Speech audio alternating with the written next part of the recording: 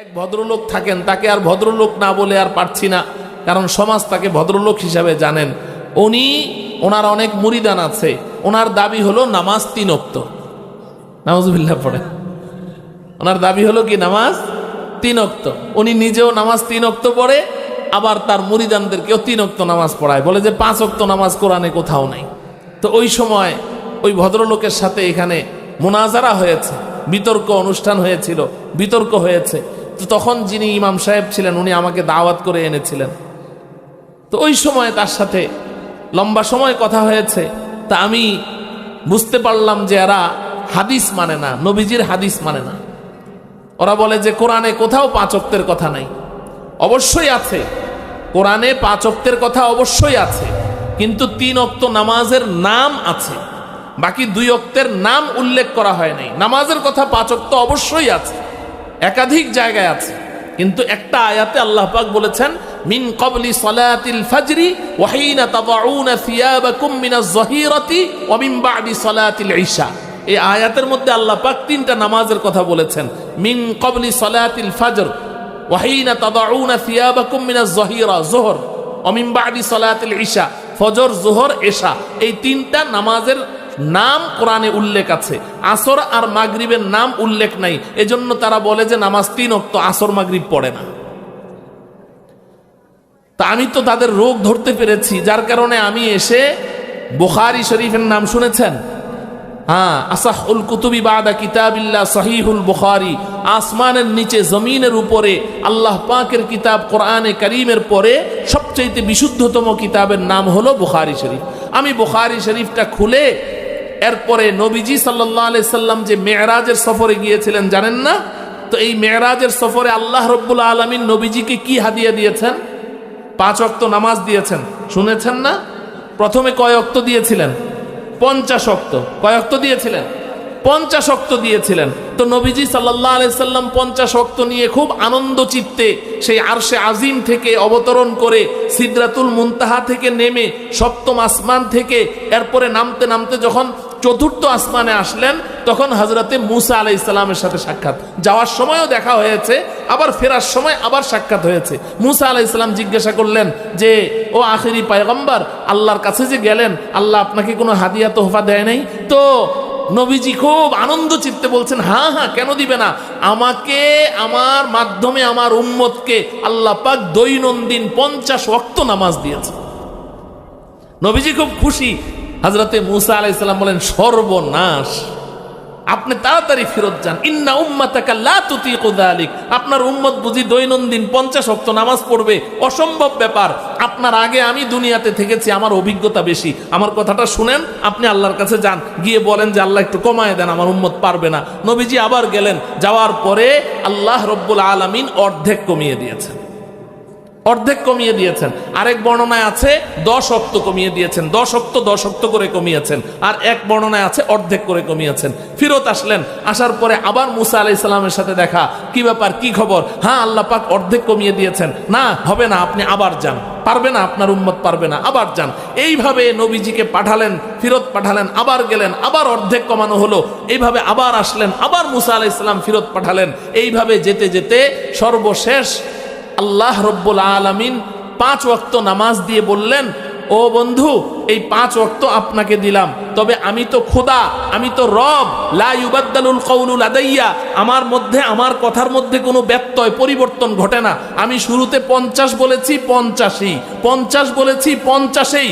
তবে আপনার উম্মতকে গিয়ে বলবেন, আপনার যেই উম্মত দৈনন্দিন 5 ওয়াক্ত নামাজ পড়বে, এই 5-এর মধ্যে আমি আল্লাহ 50 ওয়াক্তের পূর্ণ সওয়াব দিয়ে দেব। এই রিওয়ায়াতটা বুখারী শরীফের মধ্যে আছে। তো আমি এই আম জনতার সামনে, ওই ভদ্রলোক, ওনার প্রতিনিধি, এরা সামনে বসে আছে, আমি এই পূর্ণ হাদিসটা পড়ে, অনুবাদ সহ পড়ে, তারপরে আমি বললাম এবার বলেন আপনার বক্তব্য কি, নামাজ কয় ওয়াক্ত? আমার অনুরোধ ছিল যে 9:30 থেকে 10টার ভেতরে আমাকে যেন আলোচনা দিয়ে দেয়। তো তারা আমাকে এতটুকু আশ্বস্ত করেছিলেন যে 10টায় আপনাকে দিয়ে দেওয়া হবে। এখন তো প্রায় 11টা বাজতে চলল। তা আমি তো মাদ্রাসায় পড়াই, ফজরের নামাজ পড়েই আমি কিতাব নিয়ে বসে যাই ছাত্রদেরকে নিয়ে। এজন্য গভীর রাত পর্যন্ত মাহফিল করতে পারি না। পাশাপাশি আমার আরেকটা শরঈ উযর আছে, শরীয়ত সমর্থিত উযর। আমার আব্বাজান আজকে 18 বছর বিছানায় পড়ে আছেন, পেশাব পায়খানা সব বিছানায়। আমার আম্মাজান দীর্ঘদিন খেদমত করেছেন। গত 3 বছর আগে আমার আম্মাজান দুনিয়া ছেড়ে চলে গেছেন। আব্বাজানের এই আমানত আমার হাতে রেখে গেছেন।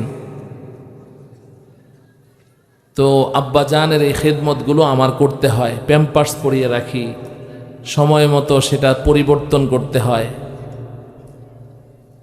আমি যতক্ষণ না যাব ততক্ষণ আমার বাবা ঘুমাবে না। গিয়ে তাকে ফ্রেশ করে তারপরে তাকে ঘুম পাড়াতে হবে। যার কারণে আমি আসলে মাযুর, এত রাত পর্যন্ত কথা বলতে পারি না।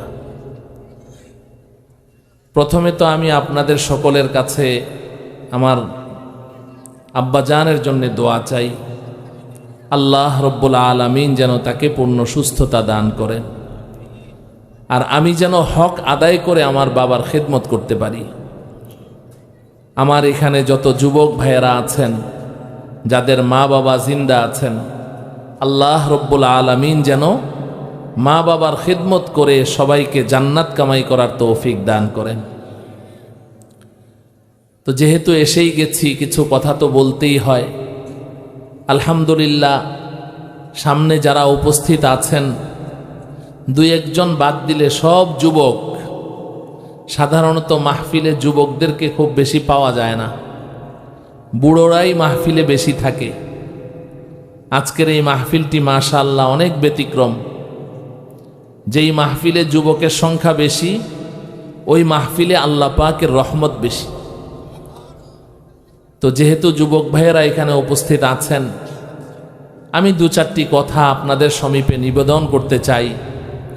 আল্লাহ রব্বুল আলামিন তিলাওয়াতকৃত আয়াত ও হাদিসকে সামনে রেখে 2-4টি জরুরি কথা মুখতাসার আন্দাজে ইখলাসের সাথে আমাকে বলার তৌফিক দান করুন। আমাদের সকলকে এই কথাগুলো আমলের উদ্দেশ্যে, দাওয়াতের উদ্দেশ্যে গভীর মনোযোগ সহকারে শ্রবণ করার তৌফিক দান করুন। আমার প্রিয় ভাইয়েরা, এই পৃথিবীতে আমরা মানুষ আশরাফুল মাখলুকাত, আল্লাহ পাক আমাদেরকে সর্বশ্রেষ্ঠ মাখলুক বানিয়েছেন। কিন্তু আমাদের একটা স্বভাব হলো, আমরা কোনো বিষয়ে একমত হতে পারি না। মানুষ শুধু দ্বিমত পোষণ করে, ভিন্ন মত পোষণ করতে পছন্দ করে। কোনো মজলিসে কোনো একটা বিষয়ে যদি সিদ্ধান্ত নেয়ার প্রয়োজন হয়, 5-10 জন মিলে একমত হতে পারে না, ভিন্ন মত পোষণ করে। কেউ তো প্রয়োজনে, কেউ তো অপ্রয়োজনে। একটা ভালো কাজ সবাই করতে চায়, আমি ওখানে ভেটো দিচ্ছি নিজেকে প্রকাশ করার জন্যে, ভিন্ন মত পোষণ করে ভাইরাল হওয়ার জন্য। মানুষের স্বভাব। এই পৃথিবীতে এমন কোনো বিষয় আপনি খুঁজে পাবেন না যেই বিষয় নিয়ে মানুষ দ্বিমত করে না।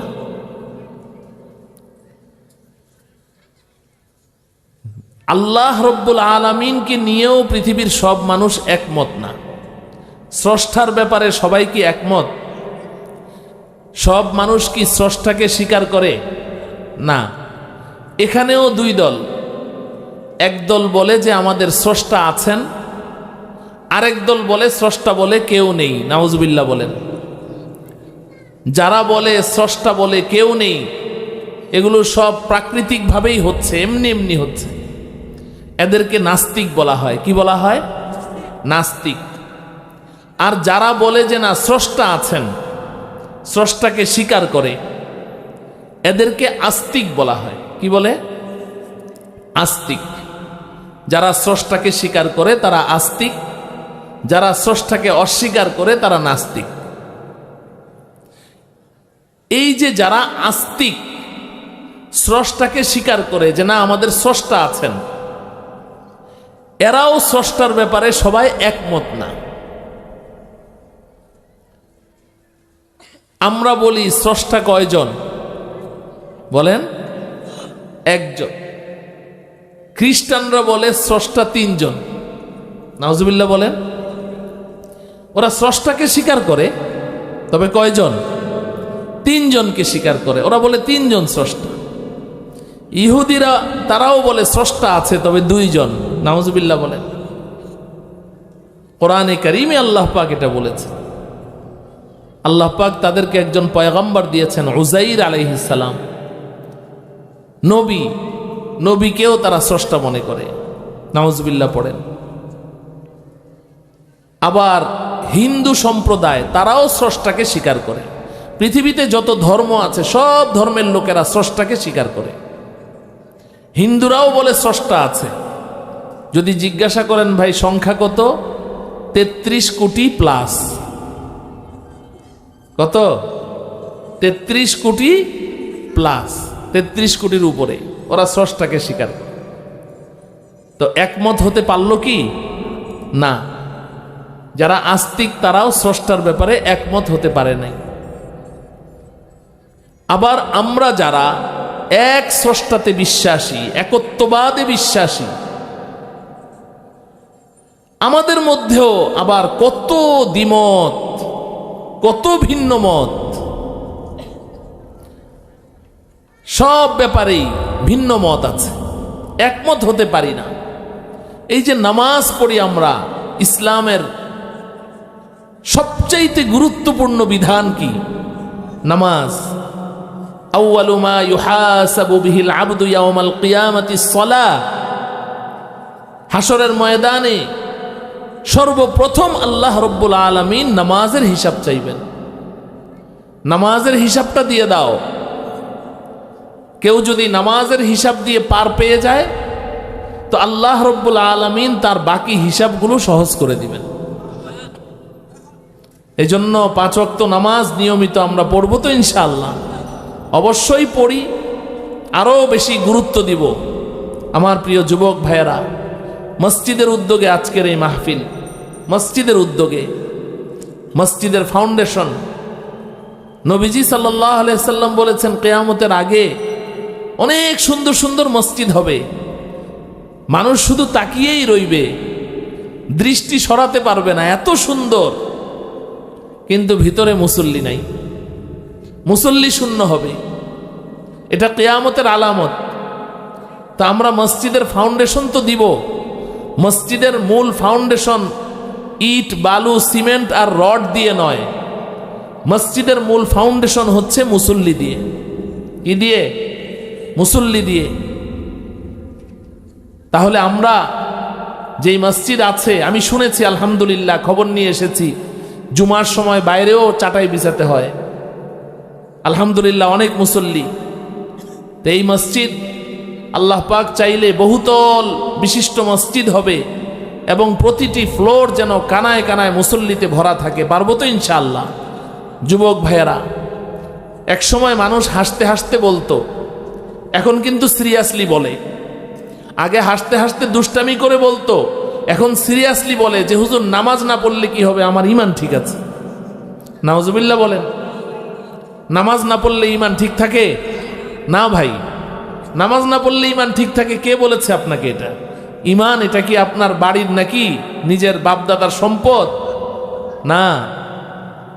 কে ঈমানদার কে বেঈমান এটা কারো কপালে লেখা থাকে না। আমি ঈমানদার না বেঈমান আমার কপালে লেখা নাই, আপনার কপালে লেখা নাই। চিনব কি করে? নবীজি সাল্লাল্লাহু আলাইহি সাল্লাম বলেছেন, আমি বলে দিচ্ছি কিভাবে চিনবে। মুসলিম শরীফের হাদিস, নবীজি সাল্লাল্লাহু আলাইহি ওয়াসাল্লাম বলেন, বাইনাল আবদি ওয়াল কুফরি তারকুস সালাহ। কে ঈমানদার কে বেঈমান এটা চেনার উপায় হলো, দেখো লোকটি নামাজ পড়ে কিনা, নামাজ পড়ে কিনা, মসজিদে নিয়মিত যাতায়াত করে কিনা। যদি লোকটি নিয়মিত মসজিদে যাতায়াত করে, তুমি সাক্ষী দাও লোকটি ঈমানদার। হতে পারে লোকটা খারাপ, মিথ্যা কথা বলে, মানুষকে ঠকায়, জুলুম করে, ওর মধ্যে অনেক দোষ আছে, কিন্তু নিয়মিত সে নামাজ পড়ে, তুমি সাক্ষী দাও লোকটা ইমানদার, আর অপেক্ষা করো সে যদি তার এই নামাজ নিয়মিত চালিয়ে যেতে থাকে, আল্লাহ পাক ওয়াদা করেছেন একদিন না একদিন তার নামাজ তাকে সমস্ত অন্যায় থেকে ফিরিয়ে নিয়ে আসবে। আল্লাহ পাক বলেছেন ইন্নাস সালাতা তানহা আনিল ফাহশাই ওয়াল মুনকার। আমার প্রিয় যুবক ভাইয়েরা, 24 জুলাই আন্দোলনের পর থেকে সংস্কারের স্লোগান চলছে, সব জায়গায় সংস্কার, খুব স্লোগান চলছে। এখানে সংস্কার করতে হবে, আদালত পাড়ায় সংস্কার করতে হবে, বিচার কার্যের ওখানে সংস্কার করতে হবে, সেনাবাহিনীদের মধ্যে, পুলিশ বাহিনীদের মধ্যে, প্রতিরক্ষা বাহিনীদের মধ্যে সংস্কার করতে হবে, সব জায়গায় সচিবালয়ে সংস্কার, সব জায়গায় সংস্কারের স্লোগান তো চলছে। আপনারা বুকে হাত দিয়া বলেন যে সংস্কার বলতে আসলে কিছু হয়েছে? হ্যাঁ, কিসের সংস্কার? কিছুই হয়নি, স্লোগান চলছে, স্লোগান চলছে, দুর্নীতির বিরুদ্ধে স্লোগান চলছে, অন্যায়ের বিরুদ্ধে স্লোগান চলছে, সবাই সংস্কারের স্লোগান দিচ্ছে। কিন্তু আসলে সংস্কারটা কোত্থেকে শুরু করতে হবে, কিভাবে করতে হবে, ওটাই আমরা জানি না, ওটাই জানি না। আল্লাহ পাক কোরআনে হাকিমে পরিষ্কার বলে দিয়েছেন, উতলু মা উহিয়া ইলাইকা মিনাল কিতাবি ওয়া আকিমিস সালাহ ইন্নাস সালাতা তানহা আনিল ফাহশাই ওয়াল মুনকার ওয়ালাযিকরুল্লাহি আকবার ওয়াল্লাহু ইয়ালামু মা তাসনাউন। আল্লাহ রাব্বুল আলামিন বলেন আমাদের নবীজিকে লক্ষ্য করে, ও বন্ধু, আমি আপনার কাছে যে কিতাব অবতীর্ণ করেছি এটা আপনি তেলাওয়াত করুন, আপনি তেলাওয়াত করুন। ওয়া আকিমিস সালাহ, এবং নামাজ পড়েন। আকিমিস সালাহ, নামাজ পড়েন। ইন্নাস সালাতা তানহা আনিল ফাহশাই ওয়াল মুনকার। আল্লাহ বলছেন, কোনো মানুষের কথা না, আল্লাহ বলছেন নিশ্চয়ই নামাজ সব রকমের অন্যায়, অশ্লীলতা, পাপাচার এবং দুর্নীতি থেকে নামাজিকে বিরত রাখবেই। আল্লাহ বলেছেন। সংস্কার যদি করতে হয়, যারা সংস্কারের দাবি উঠাচ্ছেন, যারা সংস্কার করতে আগ্রহী, তাদের প্রথম দায়িত্ব হলো নামাজ পড়তে হবে। নামাজের মাধ্যমে সংস্কার শুরু করেন। আপনি যতই দুর্নীতির বিরুদ্ধে আর এই মাদকের বিরুদ্ধে, জুয়ার বিরুদ্ধে যতই স্লোগান দেন, স্লোগান তো চলছে, কিন্তু এগুলো কি বন্ধ হচ্ছে? না, এই বন্ধ করতে হলে নামাজ লাগবে। আল্লাহ ওয়াদা করেছে, আল্লাহ ওয়াদা করেছে। এজন্য আজকে থেকে আমরা প্রতিজ্ঞা করি, সবাই নামাজ পড়বো তো ইনশাআল্লাহ। আল্লাহ আমাদের সবাইকে তৌফিক দান করেন। মুহতারাম হাজিরিন, আমি যে কথা বলছিলাম, তো এই যে নামাজ ইসলামের সবচেয়ে গুরুত্বপূর্ণ স্তম্ভ, এই নামাজের ব্যাপারেও তো আমরা সবাই একমত না, এটার মধ্যেও দ্বিমত। বলুন নামাজ কয় ওয়াক্ত? জোরে বলেন না। 5 ওয়াক্ত। এই যে আপনারা সবাই বলছেন নামাজ 5 ওয়াক্ত, আমি যেখানে আছি আজকে প্রায় 22-23 বছর এই গাবতলী মাজার রোডে, আমার মসজিদ থেকে মাত্র 1-1.5 কিলোমিটার ফাঁকে এক ভদ্রলোক থাকেন। তাকে আর ভদ্রলোক না বলে আর পারছি না, কারণ সমাজ তাকে ভদ্রলোক হিসাবে জানেন। ওনার অনেক মুরিদান আছে, ওনার দাবি হলো নামাজ 3 ওয়াক্ত। নাউজুবিল্লাহ পড়ে। ওনার দাবি হলো কি? নামাজ 3 ওয়াক্ত। উনি নিজেও নামাজ 3 ওয়াক্ত পড়ে, আবার তার মুরিদানদেরকেও 3 ওয়াক্ত নামাজ পড়ায়। বলে যে 5 ওয়াক্ত নামাজ কোরআনে কোথাও নাই। আমি এই মসজিদে যখন আসি আজকে 22-23 বছর আগে, 2004 ইংরেজি সনে আমি এখানে আসি। তো ওই সময় ওই ভদ্রলোকের সাথে এখানে মুনাজারা হয়েছে, বিতর্ক অনুষ্ঠান হয়েছিল, বিতর্ক হয়েছে। তো তখন যিনি ইমাম সাহেব ছিলেন উনি আমাকে দাওয়াত করে এনেছিলেন। তো ওই সময় তার সাথে লম্বা সময় কথা হয়েছে। তা আমি বুঝতে পারলাম যে এরা হাদিস মানে না, নবীজির হাদিস মানে না। ওরা বলে যে কোরআনে কোথাও 5 ওয়াক্তের কথা নাই। অবশ্যই আছে, কোরআনে 5 ওয়াক্তের কথা অবশ্যই আছে, কিন্তু 3 ওয়াক্ত নামাজের নাম আছে, বাকি 2 ওয়াক্তের নাম উল্লেখ করা হয় নাই। নামাজের কথা 5 ওয়াক্ত অবশ্যই আছে, একাধিক জায়গায় আছে, কিন্তু একটা আয়াতে আল্লাহ পাক বলেছেন মিন ক্বাবলি সালাতিল ফাজরি ওয়া হিনা তাদাউনা সিয়াবাকুম মিনাজ যাহিরাতি ওয়া মিন বা'দি সালাতিল ইশা। এই আয়াতের মধ্যে আল্লাহ পাক 3টা নামাজের কথা বলেছেন। মিন ক্বাবলি সালাতিল ফাজর ওয়া হিনা তাদাউনা সিয়াবাকুম মিনাজ যাহিরা যোহর ওয়া মিন বা'দি সালাতিল ইশা। ফজর, জোহর, এশা, এই তিনটা নামাজের নাম কোরআনে উল্লেখ আছে। আসর আর মাগরিবের নাম উল্লেখ নাই, এজন্য তারা বলে যে নামাজ 3 ওয়াক্ত, আসর মাগরিব পড়ে না। তা আমি তো তাদের রোগ ধরতে পেরেছি, যার কারণে আমি এসে বুখারী শরীফের নাম শুনেছেন? হ্যাঁ, আসাহুল কুতুবি বাদা কিতাবিল্লাহ সহিহুল বুখারী। আসমানের নিচে জমিনের উপরে আল্লাহ পাকের কিতাব কোরআনে কারীমের পরে সবচেয়ে বিশুদ্ধতম কিতাবের নাম হলো বুখারী শরীফ। আমি বুখারী শরীফটা খুলে এরপরে নবীজি সাল্লাল্লাহু আলাইহি সাল্লাম যে মেরাজের সফরে গিয়েছিলেন জানেন না? তো এই মেরাজের সফরে আল্লাহ রাব্বুল আলামিন নবীজিকে কি হাদিয়া দিয়েছেন? 5 ওয়াক্ত নামাজ দিয়েছেন, শুনেছেন না? প্রথমে কয় ওয়াক্ত দিয়েছিলেন? 50 ওয়াক্ত। কয় ওয়াক্ত দিয়েছিলেন? 50 ওয়াক্ত দিয়েছিলেন। তো নবীজি সাল্লাল্লাহু আলাইহি সাল্লাম 50 ওয়াক্ত নিয়ে খুব আনন্দ চিত্তে সেই আরশে আজিম থেকে অবতরণ করে সিদরাতুল মুনতাহা থেকে নেমে 7ম আসমান থেকে এরপরে নামতে নামতে যখন 4র্থ আসমানে আসলেন, তখন হযরতে মূসা আলাইহিস সালামের সাথে সাক্ষাৎ। যাওয়ার সময়ও দেখা হয়েছে, আবার ফেরার সময় আবার সাক্ষাৎ হয়েছে। মূসা আলাইহিস সালাম জিজ্ঞাসা করলেন যে, ও আখিরি পয়গম্বর, আল্লাহর কাছে যে গেলেন, আল্লাহ আপনাকে কোনো হাদিয়া তোহফা দেয় নাই? তো নবীজি খুব আনন্দ চিত্তে বলছেন, হ্যাঁ হ্যাঁ, কেন দিবে না, আমাকে আমার মাধ্যমে আমার উম্মতকে আল্লাহ পাক দৈনন্দিন 50 ওয়াক্ত নামাজ দিয়েছে। নবীজি খুব খুশি। হযরতে মূসা আলাইহিস সালাম বলেন, সর্বনাশ, আপনি তাড়াতাড়ি ফেরত যান। ইন্না উম্মাতাকা লা তুতিকু যালিক, আপনার উম্মত বুঝি দৈনন্দিন 50 ওয়াক্ত নামাজ পড়বে? অসম্ভব ব্যাপার। আপনার আগে আমি দুনিয়াতে থেকেছি, আমার অভিজ্ঞতা বেশি। আমার কথাটা শুনেন, আপনি আল্লাহর কাছে যান, গিয়ে বলেন যে আল্লাহ একটু কমায় দেন, আমার উম্মত পারবে না। নবীজি আবার গেলেন, যাওয়ার পরে আল্লাহ রব্বুল আলামিন অর্ধেক কমিয়ে দিয়েছেন, অর্ধেক কমিয়ে দিয়েছেন। আরেক বর্ণনায় আছে 10 ওয়াক্ত কমিয়ে দিয়েছেন, 10 ওয়াক্ত 10 ওয়াক্ত করে কমিয়েছেন। আর এক বর্ণনায় আছে অর্ধেক করে কমিয়েছেন। ফিরত আসলেন, আসার পরে আবার মূসা আলাইহিস সালামের সাথে দেখা, কি ব্যাপার, কি খবর? হ্যাঁ, আল্লাহ পাক অর্ধেক কমিয়ে দিয়েছেন। না, হবে না, আপনি আবার যান, পারবে না, আপনার উম্মত পারবে না, আবার যান। এইভাবে নবীজিকে পাঠালেন, ফিরত পাঠালেন, আবার গেলেন, আবার অর্ধেক কমানো হলো। এইভাবে আবার আসলেন, আবার মূসা আলাইহিস সালাম ফিরত পাঠালেন।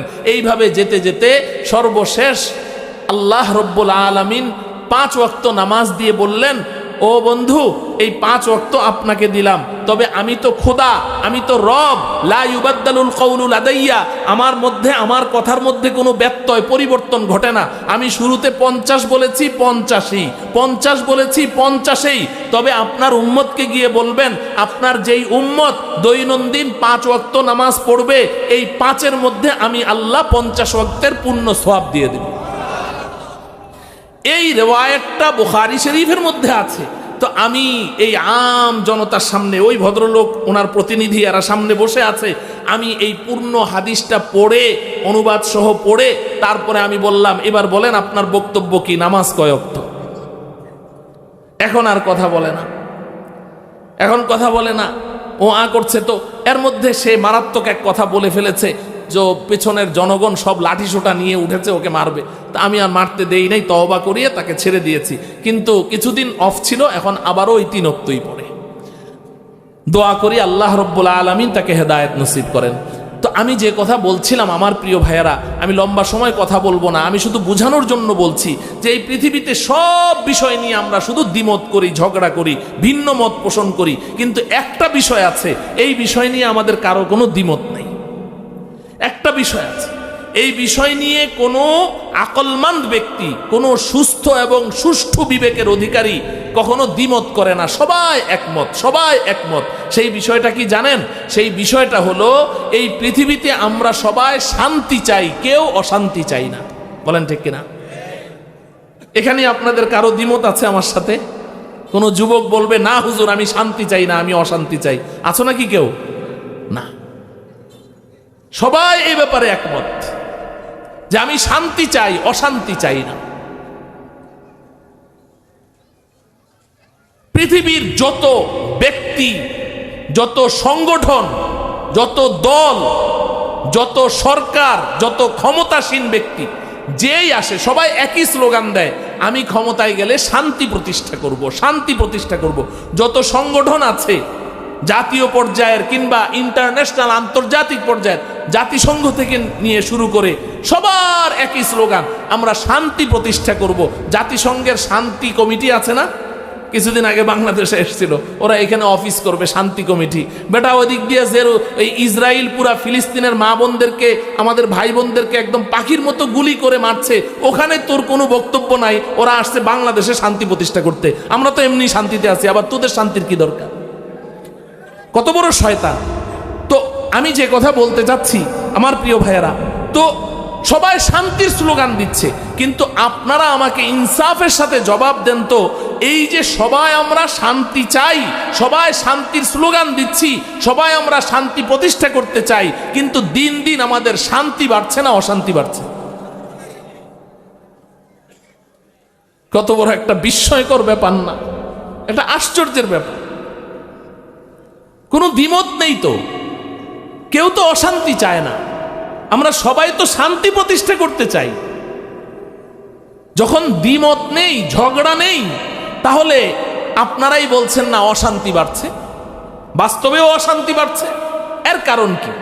ঝগড়া হলেই না এটার প্রতিষ্ঠিত হতে বাধা হয়। যেমন এই মাঠটা আছে, এই মাঠের মধ্যে এলাকার একদল মানুষ বলছে এই মাঠের মধ্যে একটা মসজিদ নির্মাণ করব, আরেক দল মানুষ বলছে না এই এলাকা, এই মাঠটা আমরা একটা ফুটবলের মাঠ করব। এখন দুই দলে ঝগড়া, এখন মাঠও হয় না মসজিদও হয় না, ঠিক কিনা বলেন? আর যদি সব মানুষ মিলে বলে যে না আমরা এখানে একটা মসজিদ করব, কেউ বাধা দেয় না, তাইলে মসজিদটা হইতে আর সময় লাগবে? সবাই তো একমত, এখানে তো আর বাধা নেই। তো তাইলে আমরা সবাই শান্তি চাই, শান্তি প্রতিষ্ঠা করতে চাই, সবাই তো একমত, তারপরেও আপনারা বলছেন কি দিন দিন অশান্তি বাড়ছে। কারণ কি? বাধাটা কোথায়? প্রশ্ন জাগে না? আমি এই প্রশ্নের জবাবটা শুধু আপনাদেরকে একটু বুঝাতে চাই, বিশেষ করে আমার প্রিয় যুবক ভাইদের দৃষ্টি আকর্ষণ করছি। ও আমার প্রিয় ভাই, আমরা এখানে যারা উপস্থিত আছি, অন্তত আমরা তো এই কথার উপরে ঈমান রাখি যে শান্তির মালিক কে? কোনো সন্দেহ আছে? অশান্তির মালিকও কে? শান্তি অশান্তি দুটোটাই কার হাতে? এই কথা সবার বিশ্বাস আছে তো? আচ্ছা, এই কথার যখন বিশ্বাস আছে, তো আমরা সবাই শান্তি চাই, কেউ অশান্তি চাই না, সবাই শান্তি প্রতিষ্ঠা করতে চাই, কেউ অশান্তি প্রতিষ্ঠা করতে চাই না। সব কিছুর পরেও কেন দিন দিন অশান্তি বাড়ছে? এর একমাত্র এবং একমাত্র কারণ হলো আমরা শান্তির গোডাউন থেকে শান্তি আমদানি করছি না, আমরা অশান্তির গোডাউন থেকে শান্তি আমদানি করতে চাচ্ছি। আমি একটা উদাহরণ দিয়ে বুঝাই। ধরুন এখন হঠাৎ করে বিদ্যুৎ চলে গেছে। এখন বিদ্যুৎটা যখন চলে গেল, তা আমাদের মাহফিলের সভাপতি সাহেব এলাকার খুব গণ্যমান্য ব্যক্তি, পরিচিত ব্যক্তি, পাওয়ারফুল ব্যক্তি। তো বিদ্যুৎটা চলে যাওয়ার সাথে সাথে আমাদের সভাপতি সাহেব উনি টেলিফোন অফিসে ফোন করলেন, টেলিফোন অফিসে, টিএনটি অফিসে ফোন করে বলছেন যে আমাকে তাড়াতাড়ি কারেন্ট দাও। ওরা কারেন্ট দিতে পারবে? কথা বলে না। আচ্ছা, টিএনটি অফিসে ফোন করলো না, ওয়াসা অফিসে ফোন করলো। ওয়াসাতে ফোন করে বলছে যে কারেন্ট চলে গেছে, তাড়াতাড়ি কারেন্ট দাও। দিতে পারবে? কোথায় ফোন করা লাগবে? বিদ্যুৎ অফিসে ফোন করা লাগবে, ঠিক কিনা?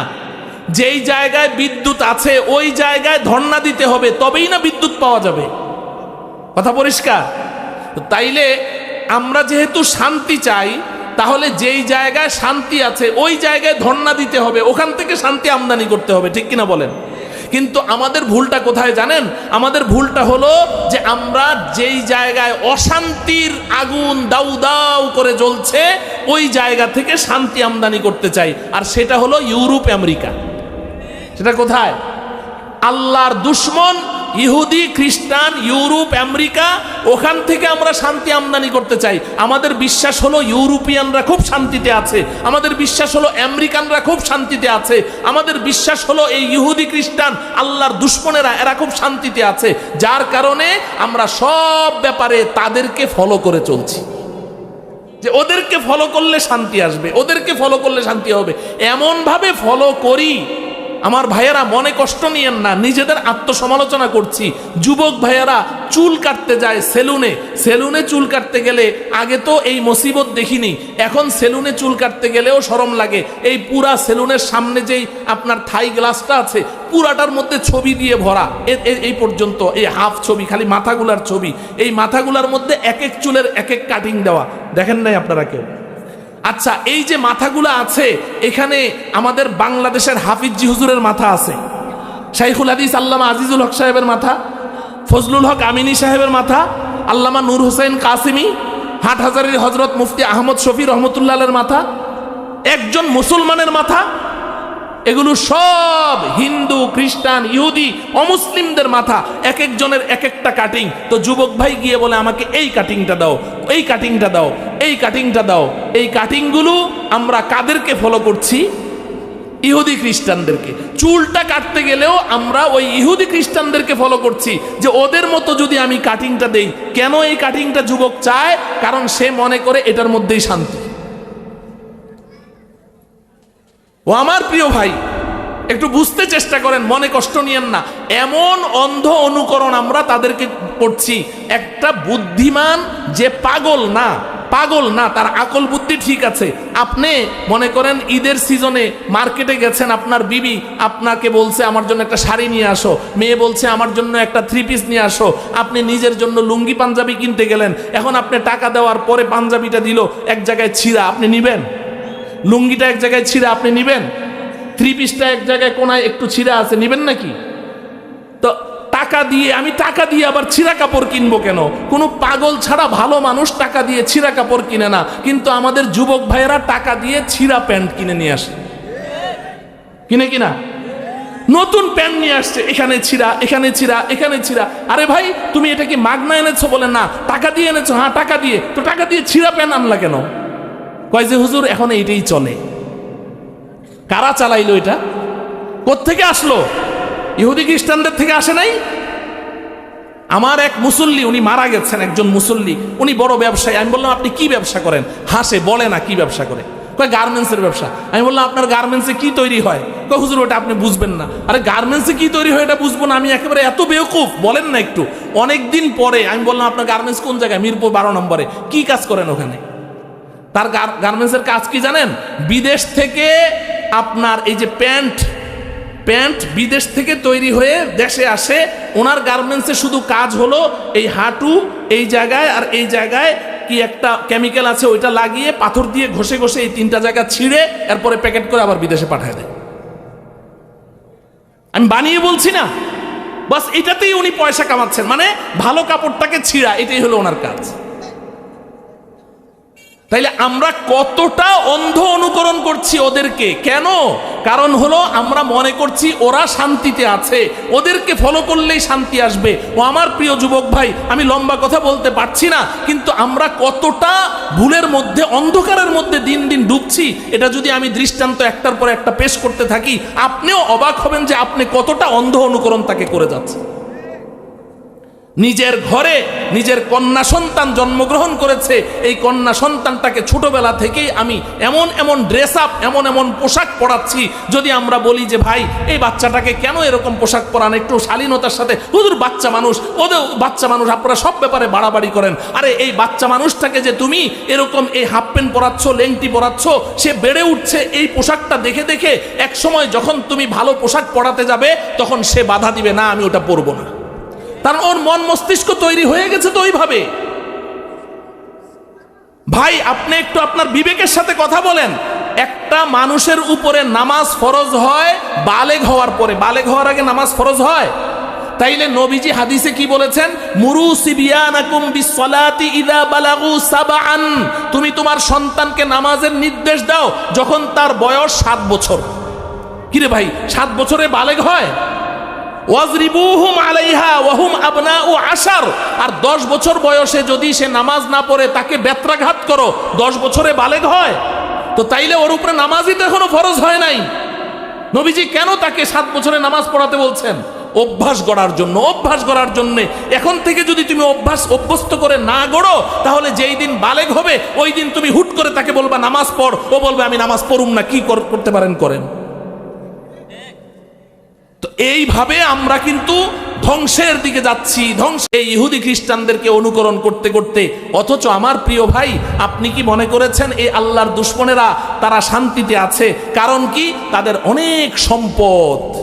আমাদের অনেকের থট, চিন্তা এই কাজ করে যে প্রচুর সম্পদের মালিক হলে শান্তি পাওয়া যাবে।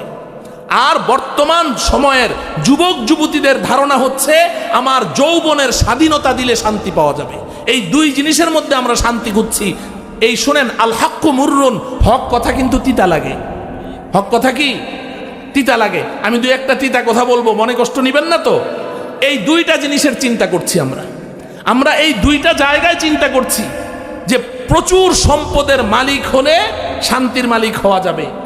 আর অনেক যুবক যুবতীদের চিন্তা হলো আমি এখন যুবক, আমি এখন যুবতী, আমার যৌবনের স্বাধীনতা দিতে হবে, আমার যৌবনকে আমি যেখানে খুশি সেখানে ব্যবহার করব, এর মধ্যে আমার শান্তি। যদি তুমি ও আমার যুবক ভাই ও আমার যুবতী বোন, তুমি যদি এই দুইটা চিন্তা করে থাকো, তাহলে তুমি মারাত্মক আত্মঘাতী ভুলের মধ্যে আছো, আত্মঘাতী সিদ্ধান্ত নিচ্ছ। এই দুই জিনিসের মধ্যে শান্তি নাই। বর্তমান পৃথিবীতে আপনারা যারা পড়াশোনা করেন জানেন, বর্তমান দুনিয়াতে সবচাইতে বেশি সম্পদের মালিক, প্রচুর টাকার মালিক, অর্থের মালিক যেই কয়েকটা রাষ্ট্র একেবারে প্রথম সারিতে আছে, তার মধ্যে একটা রাষ্ট্রের নাম হলো সুইডেন। কি নাম? সুইডেন। সুইডেনে এত টাকা আমি বইয়ের মধ্যে পড়েছি। সুইডেনে এত টাকা, সুইডেনের সমস্ত জনগণ যদি একসাথে সমস্ত কাজকর্ম বন্ধ করে দিয়ে ঘরে বসে থাকে, কোনো ধরনের উৎপাদন না করবে, এক্সপোর্ট ইম্পোর্ট সব বন্ধ করে দিয়ে ঘরে বসে থাকে, এই পরিমাণ টাকা তাদের কাছে মজুদ আছে। আগামী 5 বছর এখন যেভাবে আয়েশের সাথে চলছে এভাবেই চলবে, তাদের টাকা শেষ হবে না, পুরা রাষ্ট্র এভাবে চলবে।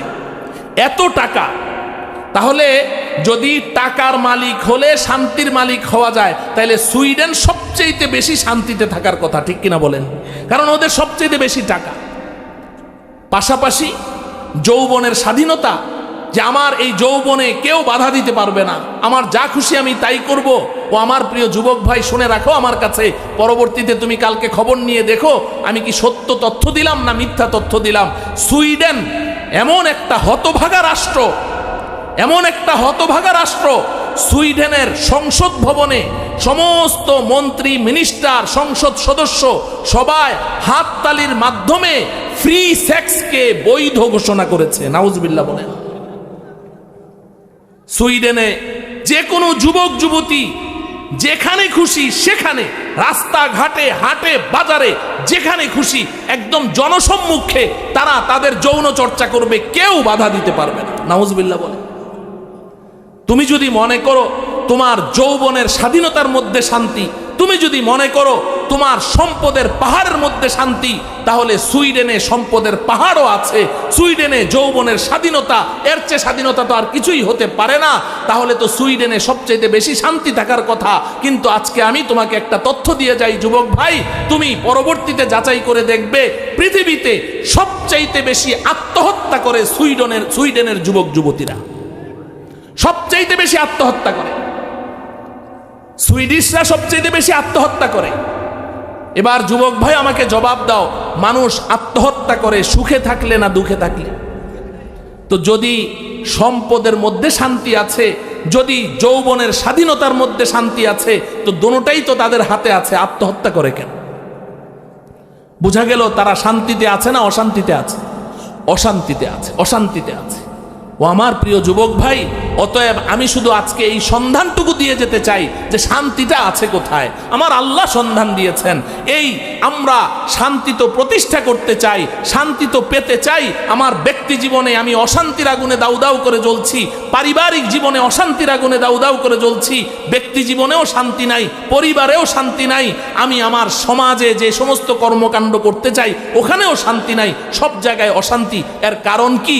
কারণ হলো আমরা ওই সমস্ত আল্লাহর দুশমন যারা অশান্তির আগুনে দাউ দাউ করে জ্বলছে। আরে আমার হাতে সময় নাই, তাহলে তোমাদেরকে আমি পুরা প্রমাণ সহ আরো কতগুলো প্রমাণ পেশ করতাম যে ওদের মধ্যে অশান্তিটা কি পরিমাণ আছে, কি পরিমাণ আছে। কিন্তু ওখান থেকে আমরা শান্তি আমদানি করতে চাই, এই কারণে আমাদের মধ্যে শান্তি নাই। তাহলে প্রশ্ন হলো শান্তি কোথায়? আল্লাহ রব্বুল আলামিন শান্তির সন্ধান দিয়েছেন। আল্লাহ পাক যেই সন্ধানটা দিয়েছেন সেই পথে আমরা হাঁটবো তো ইনশাআল্লাহ, সেই পথে চলবো তো ইনশাআল্লাহ। কারা কারা চলবো? হাত উঠাই। হে আল্লাহ, আপনি আমাদেরকে শান্তির যেই পথ দেখিয়েছেন, আমাদেরকে সেই পথে চলার তৌফিক দান করেন। হাত নামান। এবার শোনেন আল্লাহ পাক কি পথ দেখিয়েছেন। আল্লাহ পাক বলেন, মান আমিলা সালিহাম মিন যাকারিন আও উনসা ওয়া হুয়া মুমিন ফালানুহয়িয়ান্নাহু হায়াতান তাইয়্যিবাহ ওয়া লানাজজিয়ান্নাহুম আজরাহুম বিআহসানি মা কানু ইয়ামালুন। আল্লাহ রাব্বুল আলামিন বলেন, এই দুনিয়ার মানুষ, তুমি পুরুষ হও আর মহিলা হও, মিন যাকারিন আও উনসা, পুরুষ হও আর মহিলা হও, যুবক হও আর যুবতী হও। আল্লাহ বলছেন তুমি দুইটা কাজ করো মাত্র। কয়টা কাজ? দুইটা কাজ। কয়টা কাজ? দুইটা কাজ করবে। আমি আল্লাহ তোমার সাথে দুইটা ওয়াদা করলাম। সুবহানাল্লাহ। আল্লাহর ওয়াদা কয়টা? আমাদের কাজ কয়টা? দুইটা। বাস। আল্লাহ পাক বলেন এই দুই কাজ। এক নাম্বার, মান আমিলা সালিহা, মান আমিলা সালিহা, তুমি আমলে সালেহ করবে, নেক কাজ করবে। সুবহানাল্লাহ বলেন। এক নাম্বার কাজ কি? নেক কাজ করবে। এক নাম্বার কাজ কি? নেক কাজ করবে, আমলে সালেহ, নেক কাজ করবে। দুই নাম্বার, ওয়াহুয়া মুমিন, ঈমানের সাথে করবে। সুবহানাল্লাহ বলেন। কি করতে হবে? বলেন নেক কাজ করতে হবে। কি করতে হবে? কি করতে হবে? নেক কাজ করতে হবে। আমার সাথে বলেন কি করতে হবে? কিসের সাথে করতে হবে? ঈমানের সাথে। বলেন কিসের সাথে? এই বাস দুইটা। এই দুইটা শব্দ মুখস্থ করেন। আমার এই পুরা ওয়াজ এই দুইটা শব্দ। নেক কাজ করব, ঈমানের সাথে করব। বলেন কি করব? কিসের সাথে করব? ঈমানের সাথে করব। এই দুইটা কাজ আল্লাহ বলেছেন, বান্দা তুমি পুরুষ হও আর মহিলা হও, নেক কাজ করো, ঈমানের সাথে করো। কি করো? কিসের সাথে করো? ঈমানের সাথে করো। দুইটা কাজ। এখন শুধু আমি ছোট্ট করে বলতে চাই নেক কাজ অর্থ কি। নেক কাজ অর্থ কি? এখানে আমি আমার যুবক ভাইদের দৃষ্টি আকর্ষণ করছি। নেক কাজ অর্থ কি? ও আমার প্রিয় ভাইয়েরা, যখনই আমরা নেক কাজের কথা বলি, আল্লাহর কথা বলি, শুনি, তো আমাদের মাথাটা একদিকে দৌড়ায়। নেক কাজ করতে হবে মানে কি? আজকে থেকে নামাজ পড়তে হবে, রোজা রাখতে হবে, হজ করতে হবে, যাকাত দিতে হবে, কোরআন তেলাওয়াত করতে হবে, জিকির আজকার করতে হবে, তাসবিহ তাহলিল পড়তে হবে, দান খয়রাত করতে হবে। এই পড়তে হবে, পড়তে হবে, চলতে হবে, ধরতে হবে, করতে হবে, এই চিন্তাগুলো শুধু আমরা করি। এগুলো অবশ্যই নেক কাজ, কিন্তু এগুলো নেক কাজের অর্ধেক। এগুলো কি? নেক কাজের অর্ধেক। অর্ধেক অর্ধেক আমরা এই অর্ধেকের চিন্তা করি।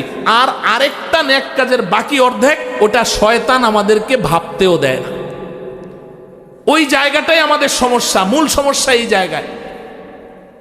আমরা করতে হবে, চলতে হবে, ধরতে হবে, পড়তে হবে, এগুলোতে তো আমরা খুশি। হ্যাঁ ঠিক আছে, আজকে থেকে নামাজ পড়বো হুজুর, এটাতে রাজি। হুজুর রোজা রাখবো, এটাতে রাজি। কোরআন তেলাওয়াত করবো, রাজি। জিকির আজকার করবো, রাজি। দান খয়রাত করবো, সব রাজি। আপনারা তো আলহামদুলিল্লাহ অনেক দান করেছেন, এগুলোতে আমরা রাজি। কিন্তু আমার প্রিয় ভাই, এগুলো নেক কাজের অর্ধেক। আর অর্ধেক কি জানেন? আর অর্ধেক হলো আজকে থেকে সমস্ত গুনাহ ছাড়তে হবে। আজকে থেকে সমস্ত গুনাহ কি? ছাড়তে হবে। আমার প্রিয় যুবক ভাই শুনো, তুমি নামাজ পড়তে রাজি কিন্তু গুনাহ ছাড়তে রাজি না। নামাজ পড়তে রাজি, গুনাহ ছাড়তে রাজি না। আজকে যদি আমি একজন যুবককে বলি যে তুমি আজকে থেকে প্রতিদিন 10 রাকাত করে নফল নামাজ পড়বে, ও বলবে যে হুজুর ঠিক আছে আপনি বলেছেন পড়বো। কিন্তু যদি বলি যে তুমি মোবাইল অ্যাডিক্টেড, তুমি মোবাইলের নেশাগ্রস্ত, আজকে থেকে মোবাইলটা ছেড়ে দিবে, সে বলবে হুজুর মাপ চাই। এটাতে রাজি না। ও আমার প্রিয় যুবক ভাই, আমি তোমাকে একটা কথা বলে যাই, নবীজির কথা, নবীজির কথা, আমার কথা না। এই যে আমরা নেক কাজের অর্ধেক, অর্থাৎ করার কাজ করতে রাজি, ছাড়ার কাজ ছাড়তে রাজি না। আমরা এটাকেই শুধু নেক কাজ মনে করি। এজন্য অনেক নামাজি সমাজের মধ্যে নামাজ পড়তে পড়তে কপালে দাগ ফেলে দিয়েছে, কিন্তু বাজারে গিয়ে ভেজাল মাল বিক্রি করে। আছে না নাই? মিথ্যা কথা বলে, আছে না নাই? অন্যের সম্পদ অন্যায়ভাবে লুট করে, আছে না নাই? আছে। বাবা মারা গেছে, বোনের সম্পত্তি বোনকে দেয় না, ভাই হস্তগত করে রেখেছে, কিন্তু এত লম্বা দাড়ি, আছে না নাই? আছে। তো করার কাজ করবে কিন্তু ছাড়ার কাজ ছাড়তে রাজি না। সে মনে করে আমি তো নামাজ পড়ি, আমি তো নেক কাজ করছি, আমি তো নামাজি, সমাজের মানুষ তো আমাকে নামাজি জানে, আমি তো তসবিহ হাতে নিয়ে ঘুরি, সমাজের মানুষ তো আমাকে বড় বুজুর্গ জানে, বাস আমি বড় নেককার। না রে ভাই, আমি ছোট্ট একটা উদাহরণ দিয়ে কথা শেষ করছি। দুই বন্ধু মাছ মারতে গেছে। দুই বন্ধু কি মাছ মারতে গেছে। মাছ মারতে গিয়ে মাছ ধরে যেই পাত্রের মধ্যে রাখে, ওই পাত্রটাকে আপনাদের এলাকায় কি বলে? খালই। আচ্ছা, খালই। আমাদের কুমিল্লাতে বলে ডুলা। তো খালই। এখন দুই বন্ধু মাছ মারে। এক বন্ধু ও জাল ফিকলে জাল ভরে মাছ উঠে আসে, আরেক বন্ধু জাল ফেলায়, একবার উঠে তো তিনবার ওঠে না, আরো দুই চারটা করে উঠে, বেশি মাছ উঠে না, ওর মন খারাপ। যেই বন্ধুর জাল ভরে ভরে মাছ উঠছে, সে এই মাছগুলো ধরে ধরে যেই খালের মধ্যে রাখে, খালের তলার মধ্যে এত বড় একটা ছিদ্রি, এত বড় ছিদ্রি, ও মাছ ধরে ধরে ওই খালের মধ্যে রাখে। আর যেই বন্ধুর অল্প অল্প করে মাছ উঠে, ওই বন্ধু মাছগুলো ধরে যেই খালের মধ্যে রাখছে, খালের মধ্যে কোনো ছিদ্রি নাই, ভালো আছে ওটা। এবার বলুন, সন্ধ্যাবেলা দুই বন্ধু দুই খালই নিয়ে বাড়িতে গেল। যেই বন্ধুর জাল ভরে ভরে মাছ উঠলো, ওই বন্ধুর খালের মধ্যে মাছ আছে কয়টা? হ্যাঁ, একটাও নাই, কিন্তু জাল ভরে ভরে কিন্তু মাছ ধরেছে। আর যেই বন্ধুটার জালের মধ্যে সামান্য কিছু মাছ উঠেছে, সে যেই কয়টা মাছ ধরেছে বাড়িতে যেয়ে দেখে সবগুলো কি। এই কথাটা বুঝে আসছে?